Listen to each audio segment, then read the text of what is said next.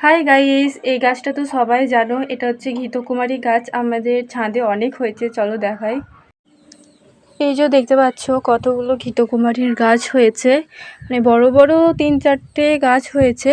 আর এখানে অনেক ছোট ছোট গাছও বেরিয়েছে, এইগুলোকে সব উপড়ে ফেলবো।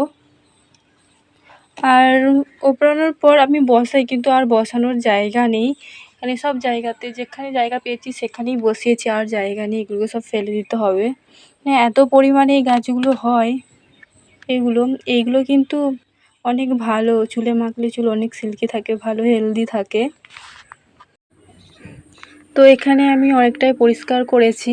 তারপর এই বস্তাতে ভাবছি যে কিছু গাছ বসাবো। মানে এখানে মাটি আছে, এখানে কিছু বসানো হয়নি, তাই এখানে এই বড় বড় ঘাসগুলো হয়ে গেছে, তো এখানেই বসাবো। তো দিদি আমাকে কতগুলো ওই বীজ এনে দিয়েছে, ওইগুলোই বসাবো। এই লাল লালগুলো হচ্ছে বরবটির, আর এই লম্বা সাদাগুলো হচ্ছে যে শসার, আর এই সবুজগুলো কিসের কি জানি না। এগুলোই বসাবো, দেখি হয় কিনা।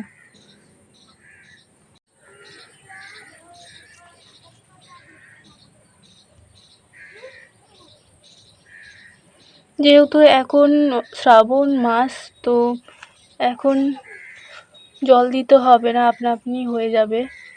তো দেখা যাক হয় কিনা।